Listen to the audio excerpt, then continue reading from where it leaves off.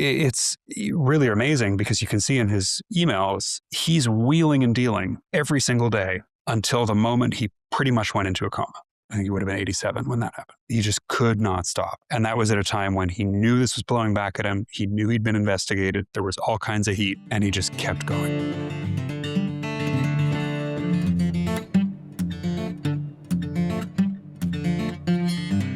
In today's new episode, we're speaking with author Matthew Campbell, who wrote a brand new book called The Man Who Stole the Gods, a true story of war, obsession, and a global art conspiracy. The book is out on June 2nd, 2026, and we think you'll really enjoy this conversation with author Matthew Campbell. So pick up a copy wherever books are sold and let us know what you think of this conversation on YouTube or Spotify. Please follow us on social media, and thanks a lot for listening. We're going to break quick here for a commercial, and we'll be right back with author Matthew Campbell.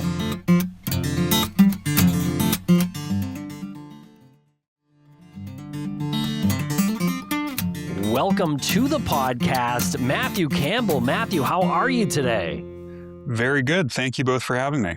Yeah, thank you for joining us. We always love having people come on the show who have written about a topic that we didn't realize we were going to be so interested in. And we are interested in heists and theft and that end of crime, that area of crime. But the topic that you discuss in your new book is something that personally I didn't think I was going to be so fascinated with. But before we get into it all, can you introduce yourself, a little bit about your background for the listeners? Yeah, my name is Matthew Campbell. I am a journalist in my day job for Bloomberg. I've been based for the last 8 or so years in Asia, covering crime and corruption, basically, which is how I came across this story. And this is my second book. The first was about a massive insurance fraud in which one of the key players was murdered. And similarly, this is the kind of story I love, which is something that begins in a remote and dangerous part of the world. In the first book, it was Yemen. With this one, it's the jungles of Cambodia, and reaches right across the planet for The Man Who Stole the Gods, literally to Fifth Avenue in Manhattan. And those events are directly connected. So that's the kind of story that I'm really most attracted to, and why I was so thrilled to spend a ridiculous amount of time reporting and writing this book. Yeah. How much time did you spend writing and reporting on this story and for this book? And I guess side question, why this story? What was it about it that inspired you so much? So I began work in earnest on this book at the beginning of 2023, end of 2022. So it's about 3.5 years, which is, for serious nonfiction, I think probably about average. And just because the publishing industry operates on very slow timescales, the amount of work you have to do is enormous. In this case, the sources were scattered all over the world, and there were documents in 7 or 8 different languages, some of which I had to get researchers to help me with. What attracted me to this story, I actually got interested in this even before that, in 2019, which is when Douglas Latchford, who is the villain of the tale, and I'm sure we'll get into that, was indicted in the US for fraud, on federal fraud and conspiracy charges. And I just saw news coverage of that, and I knew nothing about Southeast Asian artwork. I had at that point never been to Cambodia. I just saw, wow, the world's foremost dealer of artifacts from this part of the world, a part of the world where I happen to live, has been charged with fraud and conspiracy, by SDNY, like the most serious office in the entire Department of Justice. Oh, and he's kind of notorious. And by the way, he's the principal financial sponsor of bodybuilding in Thailand, which kind of came out of nowhere. And I just thought, wow, that's an interesting story. But then COVID happened, and I couldn't travel, couldn't get into Cambodia, so it seemed pointless. And then I picked it up again when the world reopened in 2022. Okay, so you just mentioned Douglas Latchford, and he is the central figure of your story of this book. And you have a background in investigative journalism, and you needed to somehow prepare yourself for like how heavily guarded and how secretive this whole world is, right? So how did you use your background to kind of navigate his inner workings and the whole world of the antiquities trafficking? Douglas Latchford, who is the central figure who the story revolves around, was a British art dealer. He died in 2020. He had lived in Thailand since the mid-50s. So essentially his entire adult life had been in Thailand, and built himself up into this huge force in the art market from his base in Bangkok. By the time I came along, though, he had been charged in the US. He was a kind of notorious figure. And a huge number of people who had interacted with him over the years, who had been friends with him, who had done business with him, who were connected to him in some way, were experiencing temporary amnesia about the fact that they had ever had these connections to him. And so you got a lot of people saying, oh, no, never really knew him, saw him at a party once. Or I think you have the wrong person. No, it's someone else who has the same name as me. There was a lot of that. Some of those people I just wore down over time. And one of the ways that you do get through, and I've used this on a lot of different stories, and I find it tends to work, is there are a lot of people who think that if they don't cooperate, they're going to stop you. That their participation or non-participation will in some way determine whether you can do the story or write the book or whatever it is. And you just have to make very, very clear to them that it's happening. The train is leaving the station regardless. And they can either tell their side of it or not. And it doesn't always work, but that does get more people than might otherwise to open up and tell you what happened. And the other thing that I hugely benefited from was the legal process. Whenever someone ends up in federal court in New York, and there had been 4 or 5 separate cases that touched on this in one way or another, that throws up a staggering amount of documents. And unlike in a lot of countries, the US is incredibly transparent about this. It all goes online. It all goes on Pacer. You just need a login. It is basically free. And you can see everything. And that helps you timeline a lot. And you see in these documents names.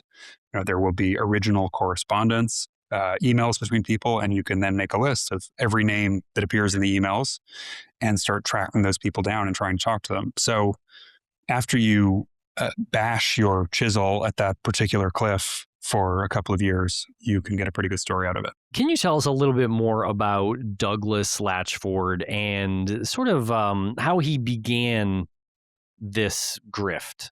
So as I said, he arrived in Bangkok in the 50s when he was in his, I think he was about 25 when he came there.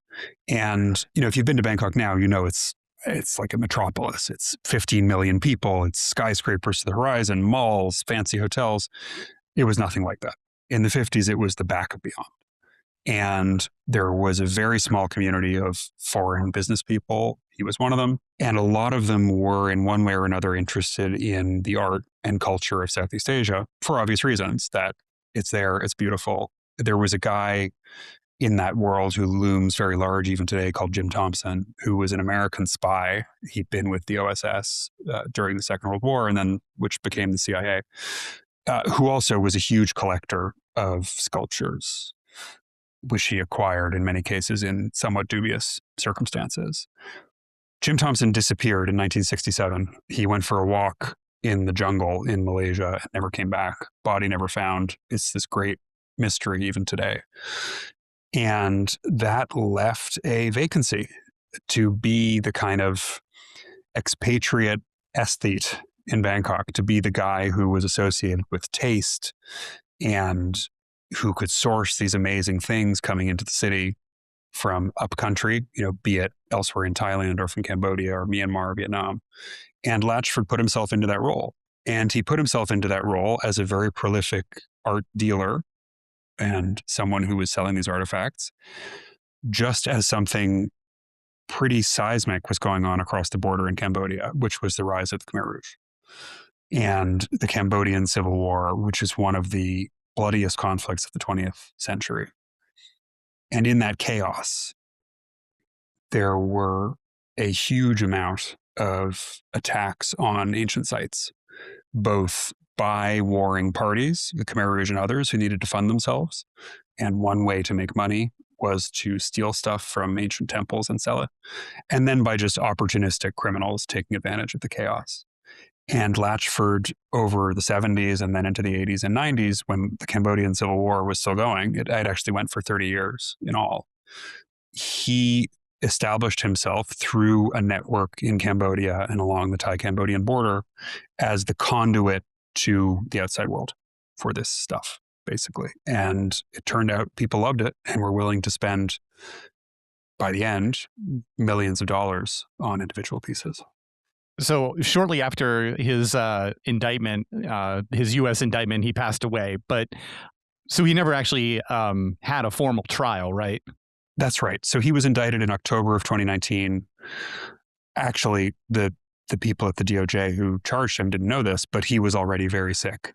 And it's probable, though we can't know for sure, that he never even understood that this had happened. Right.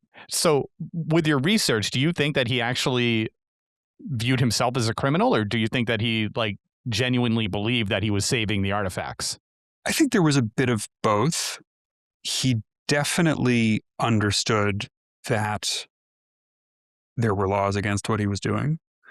He understood that he was breaking rules. If you look at his email correspondence, which I now have access to a lot of, he and this art historian who he worked with were very explicitly faking documents. So they knew that if you want to sell this thing, it needs clean paperwork. It does not have clean paperwork. We have to create it. So you'd be very hard pressed to make a case that he did not understand that what he was doing was illegal, frowned upon, illicit. Did he think it was immoral? I think is a different question. And he did say things like, well, if I hadn't taken this out, it would have been shot up for target practice by the Khmer Rouge, which interestingly is not true. So the Khmer Rouge were as bad as it gets, but one thing they did not do was destroy artworks. They destroyed people. They were not like the Taliban, who shot the heads off those Buddhas in Afghanistan just before 9/11. That was not their thing. So look, these pieces probably would have survived had there not been this huge demand internationally for them. So I think it's a complicated question. What did he know? What did he think he was doing? But he definitely understood that, what he was doing was illicit. And can we talk about the pieces a little bit, these items from the Khmer Empire? I'd love to hear a little bit more about them and how they became so valuable. So what people know, and by now a lot of listeners may have even traveled to, is Angkor Wat, which is, one of the most visited historical sites in the world. It's the biggest religious structure ever built. It's several times the size of the Vatican. It's totally insane.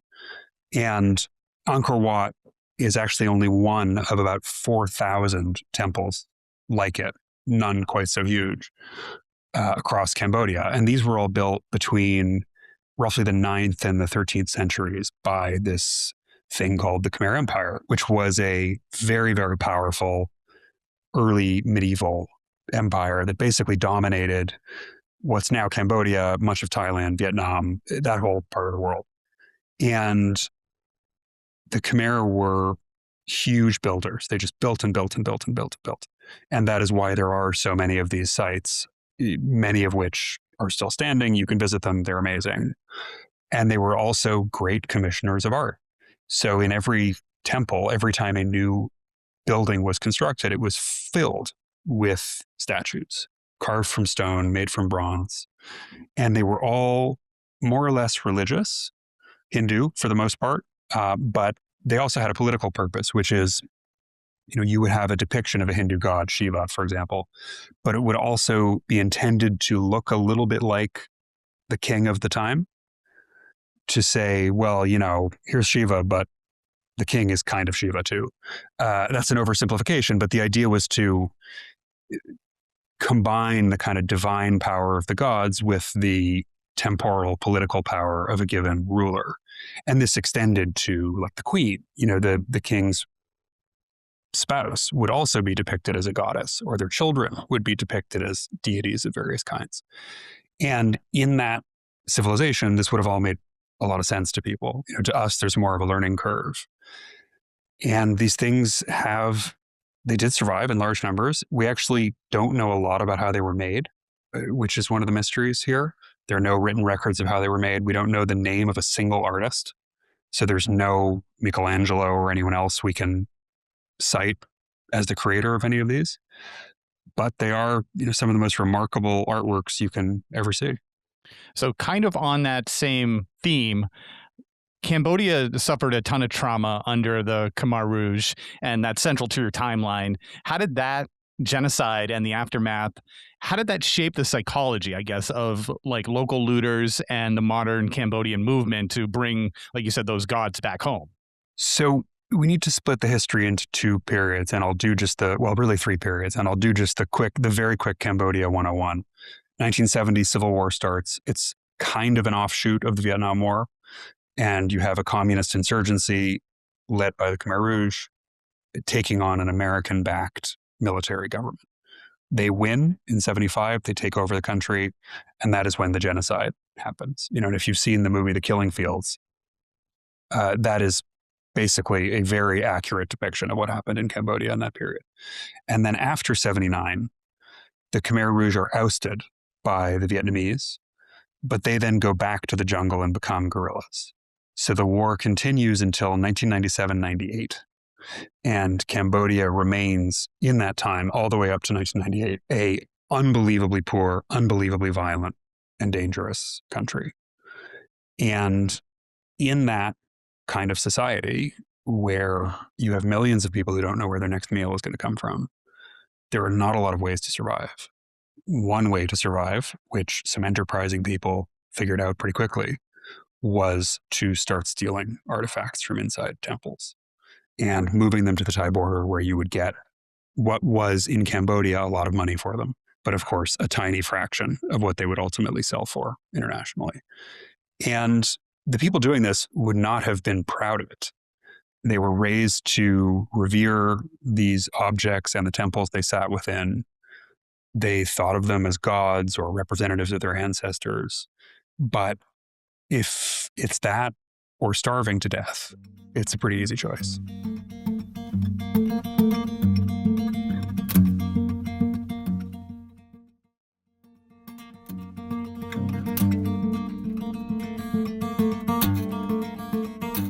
So how did Latchford get involved with looting of these temples for this artwork? He had built a network starting in the 60s. He was one of the few people in Bangkok who could get things done in Cambodia. He had contacts all over the country.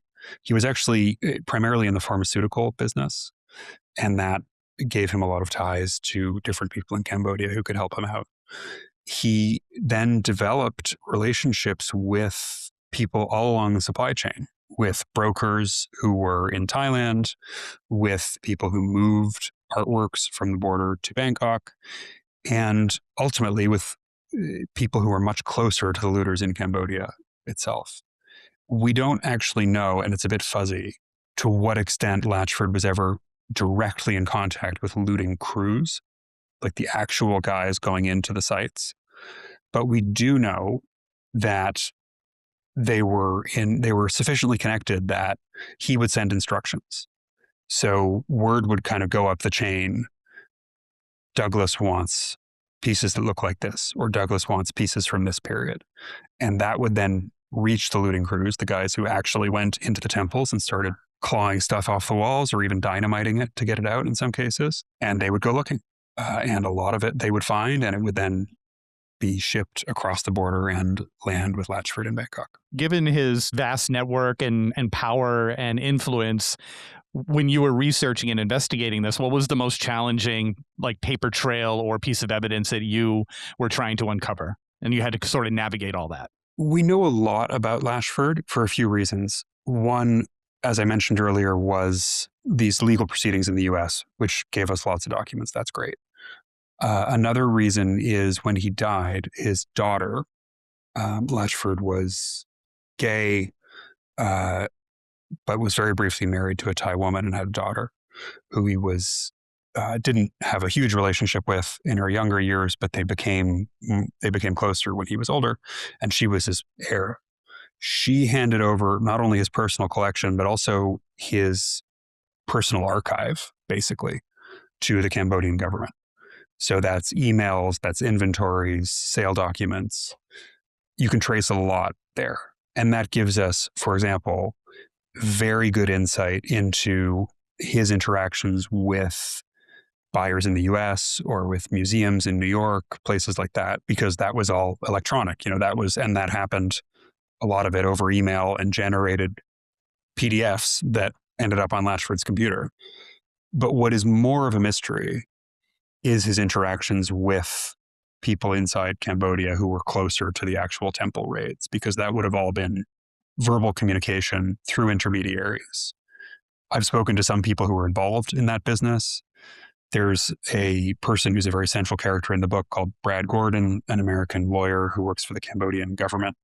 He's spoken to more people who were involved in that business, but that's all fuzzier, and we don't have it cut and dry in ink like we do, his interactions with museums, for example. Based on a previous answer that you gave about getting a statement out of somebody and saying, listen, it's going to happen anyway, you might as well tell your side. What's the other side of that? When you are talking to some of these questionable people who you need them to tell your story, how do you gain trust on that side instead of sort of giving them an ultimatum? I think it's a really challenging question. And this is something that journalists in my line of business have to figure out on every story. What I think you can do consistently and say consistently is, I don't have an agenda. I'm not an activist on these issues. I didn't come to this because I was particularly passionate about the topic. I came to it because I thought it was a great story. And I just want to know what happened. I'm trying to be accurate. I'm trying to be fair. Tell me your side of it. And they do have a side of it. Look, I think by the 2000s, this became a very hard argument to sustain. But in the 70s, did people really think this was wrong? Not especially. I think it was wrong. And with what we know now, we can say that very confidently. But at the time, it was different. And I think we don't want to judge people historically by the standards of our time today. So that helps me get across. And, but ultimately, you just have to hope that people trust that you don't have an axe to grind, and try to reflect that in your work. And can you tell us a little bit about Emma Bunker and what she had to do with this whole story? So Emma Bunker was an American art historian from a very wealthy background. She'd grown up in a very rich family in Philadelphia, and she was very interested in Southeast Asia. And she got linked up with Latchford in the 1990s, 2000s, and they wrote 3 books together, which are these big hardcover catalogs of Cambodian artworks. And what we now know about her, and it's pretty astounding, is that she was a very enthusiastic participant in everything Latchford was doing. There are emails where she explicitly talks about faking documents. She mentions finding some old letterhead in her apartment and saying to Latchford, "Oh, isn't this great? Now we'll be able to forge all these documents, and the quote is, and we can sell whatever you want." Although she later sort of claimed she had nothing to do with any of it, she was very deeply involved. And this is kind of an interesting question because this woman she's a grandmother. She lives in Colorado, where she ended up living. She has five children. What is she doing engaging in, what I think it's fair to say was a criminal enterprise? And the answer, based on everything I've learned, was she was infatuated with Latchford. She was in love with him, and that's the term a number of people have used, and was willing to do anything for him. On some level, do you admire him? Do you admire Latchford? No, I don't admire him, but I do understand to some extent where he was coming from, which is he had an obsession. And the book is about obsession. It's about his obsession. And ultimately, it's about the obsession of the people who were determined to investigate him and unravel everything he'd done. They became equally obsessed. And I actually think he didn't really have much choice in doing this. It was a compulsion. He was so determined to have these objects, to sell them, to be an expert on them, to be respected as a connoisseur of them. And he was compulsive. It's really amazing because you can see in his emails, he's wheeling and dealing like every single day until the moment he pretty much went into a coma. Age 80, I think he would have been 87 when that happened. And he just could not stop. And that was at a time when he knew this was blowing back at him. He knew he'd been investigated, was being investigated in the US. There was all kinds of heat, and he just kept going. And I think that kind of obsession, like that's something that's in literature all over the place. Like that's what Moby Dick is about. So I think there's a recognizable character trait, even though I don't sympathize with him. Now, this is sort of another, I guess, more of a personal question, and we've covered several stories and read many books about stolen art, and with these characters that seem to believe they're doing something right, or somehow don't think what they're doing is illegal or immoral. But does that surprise you that there's this like fine line between the priceless art industry and what's stolen and what's owned, I guess, by people? This is a really complicated debate. And, there are people out there who would basically say, everything in big museums, like the Met or the British Museum or wherever, it's all stolen, give it all back. I think it's more complicated than that.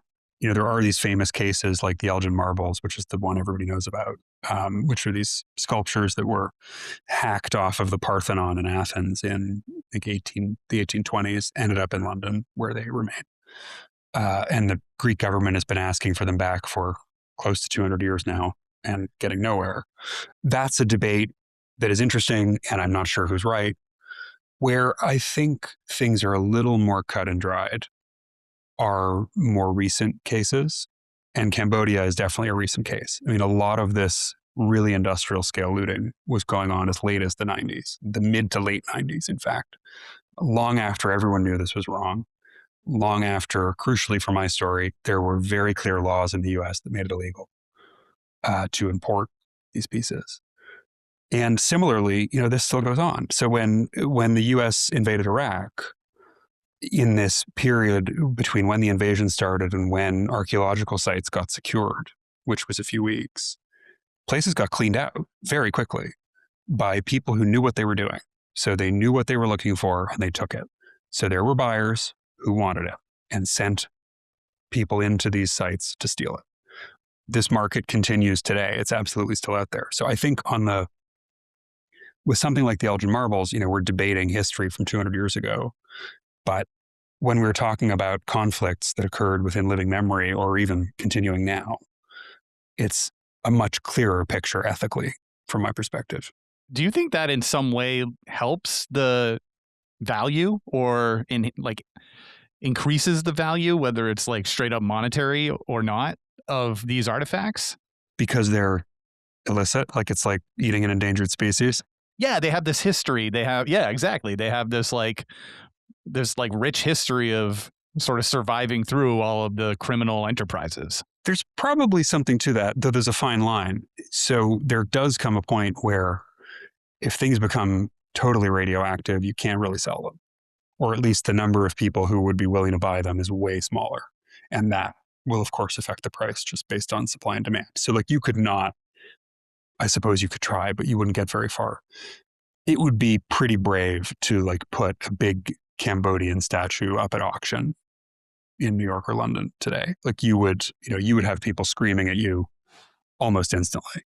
But in a private sale, something that never hits the headlines and it's just two people transacting behind closed doors, might some buyer see a certain sexiness, in knowing the risks that people took to steal this thing, and that it is kind of illicit and there's a thrill to that. Yeah, I think that's totally possible.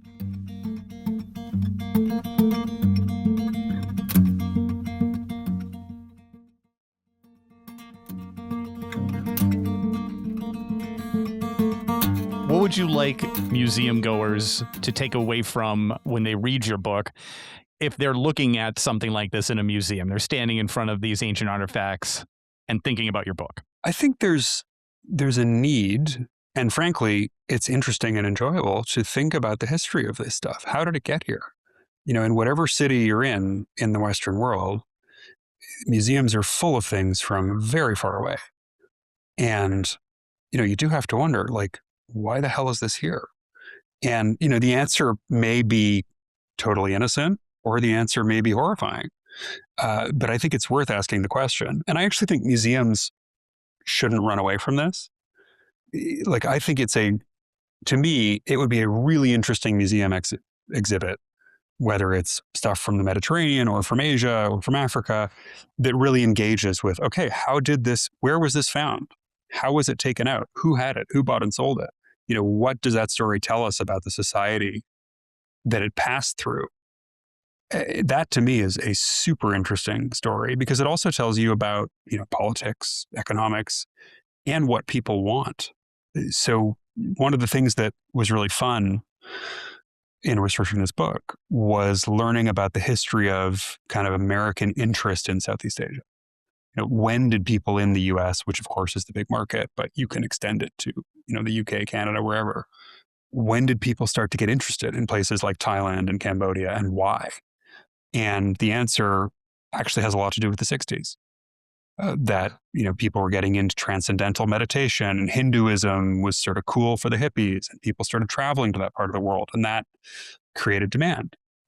That's all a really interesting part of history that I think is underplayed. So I would hope that when museum goers do read this book, they start to think about those questions. To what extent do you believe that major museums were genuinely deceived by Latchford and the forged documents versus being willfully blind? I don't think he would have been deceiving anyone who bothered to look. So, if the answer is much more like nobody cared. Oh, okay. Yeah. So, I don't really think that if you look at the example of the Met, or any other major museum, I don't think there was like a mustache twirling conspiracy to bring in looted artifacts from Southeast Asia. I think it's much more, we want these things, our public wants these things, we've been told by our board or our director to go get them. Here's a guy who can give them to us, and we're not going to ask too many questions. Much more indifference. I find the indifference kind of amazing, because if you look at the period when a lot of these acquisitions were made by museums and by big collectors in places like New York, the Cambodian Civil War was literally front page news. So, you would have instances where you have on the front page of the New York Times stories from, from about landmines or rocket attacks in Cambodia. And then on the front of the arts section, a review of some new show of artwork from Cambodia, most of which has never been seen before. And it would seem very odd to me that no one ever made a connection between those two things. Or frankly, made a connection after seeing The Killing Fields, which was a huge movie. I think it won 4 Oscars. And nonetheless, there were tons and tons of acquisitions of these works going on right at that time. So what happened when the statue of Duryodhana, sorry if I botched that. Duryodhana, yeah, close enough. Duryodhana, okay. Went up for sale at Sotheby's. So in 2010, this huge Cambodian statue, which we now call the Duryodhana, was consigned to Sotheby's by a woman in Belgium. And this was one of the most remarkable Southeast Asian artworks anyone had ever seen. It's this almost life-size statue of a warrior, basically, in a kind of heroic pose. It's very hard to do it justice verbally, but suffice it to say, it's very impressive. Even for someone like me who came in knowing nothing about any of this, it was very impressive. Sotheby's advertises this. It's going to be the headliner in a big auction. It has an estimated price of 2.5 to 3 million USD, which is a significant chunk of change. And people in the world of archaeologists and historians who look at Southeast Asia see the ads and are like, holy shit, where did this thing come from? We've never seen it before. And then they started doing a bit of detective work. And it turned out that there was, at a place called Coquer, which is not super far from Angkor, there was a set of feet sticking out of the ground that seemed like they would be about the right size to fit this giant statue Sotheby's was selling, which, by the way, had no feet. It had been broken off at the ankles. And some French archaeologists did an analysis of this. They matched up the dimensions. It was a perfect match. Clearly, this came from that site. And they managed to get the US government involved because there is actually a unit within the Department of Homeland Security who work on what they call cultural property crimes, which is basically crime involving art. And they decided to take this on as a case. So they went after Sotheby's. The auction was pulled, and Sotheby's and the US Department of Justice ended up in court in a litigation that went on for a couple of years. And in an indirect way, started the criminal investigation of Douglas Latchford. How does that impact an organization like Sotheby's? Well, they fought like hell at the start anyway. So they lawyered up. The litigation that was going on was to seize the object. So it's what's called a forfeiture in the US, which is basically the government takes something because they say it's connected to criminal activity. Sotheby's hired, very good lawyers. They were getting ready to take this to trial. I can't say this for sure because they didn't talk to me about it. They wouldn't talk to me about it. But clearly, this was a precedent setter. If you let the government win on this, every time you want to sell something comparable, there are going to be questions or worse. So they decided to fight. Ultimately, however, after about 2 years, they did settle. And it was in that 2 years that the DOJ and ultimately this lawyer, Brad Gordon, who ended up working for the Cambodian government, gathered a lot of evidence about how this market worked and just how much of it had ended up in New York. Sotheby's decided to settle, presumably, I would think, because the risks of a trial were too great. Where is the statue now? So the Duryodhana is back in Cambodia. As are a lot of these looted works, which have been returned either through action by law enforcement or in some cases voluntarily. So there's an amazing museum in Phnom Penh where they are all being displayed. And they've actually gotten so many of them back, way more than anyone ever thought they would, that the museum is now bursting at the seams and they need to build something, which is a good problem to have. But should any listeners ever be in that part of the world, it's well worth going to the National Museum in Phnom Penh because it's pretty incredible. And in your other book, you were dealing with massive corporate corruption and fraud. What were some of the parallels? Did you see any parallels there between telling this story and your previous work, Dead in the Water? Absolutely. There were parallels in a few ways. One of them was, if I had to boil this down, it's that history doesn't stay where you put it. So in Dead in the Water, we had a murder in Yemen, which in 2011, which was still deeply affecting the lives of a lot of people in London and in Greece and elsewhere in Europe 10 years later. In The Man Who Stole the Gods, we have events starting in the early 70s in Cambodia that are deeply affecting the lives of people in New York City 50 years later. And that's a theme I always look for. So that's one parallel. Another parallel, I think, is willful blindness, which is something we talked about with respect to museums. With Dead in the Water, which is about fraud in the shipping industry, as I learned, and it basically blew my mind when I did learn this, there's tons of fraud in shipping all the time. Everybody in the industry knows it. And they all kind of look the other way, or they just shrug. Similarly, in the world of ancient artworks and more modern artworks too, there's a lot of theft. There's a lot of fake paperwork. There was a lot of looting. And with exceptions, generally, for a very long time, the practice was to look the other way. So I think that's a parallel. Interesting. And so what ended up happening to Latchford's collection after his death? So his daughter, Julia, who became much closer with Latchford in his older years, she came to realize correctly that this was her problem too. And this was going to haunt her for a very long time if it wasn't somehow dealt with. And there are a few reasons for that. She inherited most of what he had. She inherited most of his money. The US government viewed that money as, to a significant extent, being the proceeds of crime.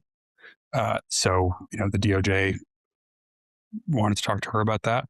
And just reputationally, she understood that this is something she was never going to be free of unless she did something dramatic.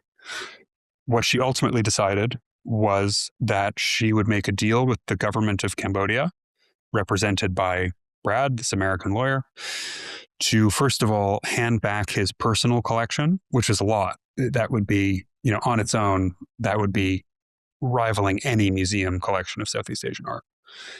And just as important, to hand back his documents. So essentially his computer, which had all of his correspondence with buyers, all of his inventories, photos, notes. And that is what is allowing now the Cambodians to trace other pieces all over the world, because Latchford sold thousands of pieces more than he kept.